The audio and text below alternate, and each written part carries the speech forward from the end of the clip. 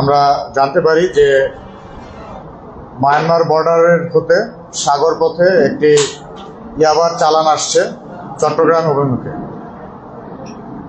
উক্ত তথ্যের ভিত্তিতে আমাদের অভিযানিক টিম 15 নম্বর ঘাট এলাকায় গমন করে এবং সেখান থেকে নৌযানে করে আমরা সাগরের ভেতরে চলে যাই এবং সেখানে সাগরের মাঝখানে একটি ফিশিং বোটে 9 জন আসামি সহ 3টি ইয়াবার বস্তা পাওয়া যায়।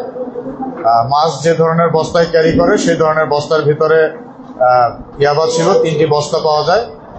অতঃপর আমাদের অভিযানিক টিম সেই বস্তাগুলো জব্দ করে নৌকা এবং আসামি সহ। এরপর বস্তা খুলে তার ভেতর থেকে মোট 50টি ছোট ছোট বস্তা কাঠ পাওয়া যায়। এক একটি কাঠে সাধারণত 10,000 করে ইয়াবা থাকে এবং 50 কাঠে মোট 5 লক্ষ ইয়াবা জব্দ করা হয়। উল্লেখ্য যে এখানে যে আসামি ছিল 9 জন আসামির মধ্যে 5 জন আসামি রোহিঙ্গা এবং 4 জন বাংলাদেশি।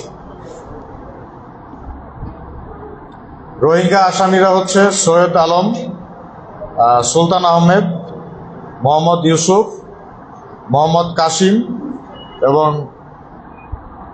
মোহাম্মদ ইসমাইল। তারা সবাই কক্সবাজারের যে রোহিঙ্গা ক্যাম্পগুলো রয়েছে এই বিভিন্ন ক্যাম্পে বসবাস করে এবং তারা এই ইয়াবা ব্যবসায়ের সাথে বেশ কিছুদিন যাবৎ জড়িত আছে বলে তারা নিজেরাই স্বীকারোক্তি দিয়েছে। এছাড়া সাথে আরও যে 4 জন বাংলাদেশি ব্যক্তি পাওয়া যায়, শাহ আলম, আজমউল্লাহ, মোহাম্মদ ফারুক এবং সানাউল্লাহ, এই 4 জনেরও বাড়ি টেকনাফ এলাকাতে এবং তারা দাবি করেছে যে তারা ফিশারম্যান এবং এই বোটটি তারা প্রায় 4 মাস ধরে মালিকের কাছ থেকে ভাড়া নিয়ে ব্যবহার করছে। ইয়াবা এবং আসামি সমূহ জব্দ করার পরে আমরা এগুলো গণনা করি এবং তা অতঃপর 15 নম্বর ঘাটে নিয়ে আসি। এর পরবর্তীতে আইনানুগ যে ব্যবস্থা তাদের বিরুদ্ধে গ্রহণ করার কথা সেই অনুযায়ী আমরা আইনানুগ ব্যবস্থা গ্রহণ করি। আমাদের পক্ষ থেকে এতটুকুই। আপনাদের কোনো প্রশ্ন থাকলে জিজ্ঞাসা করতে পারেন।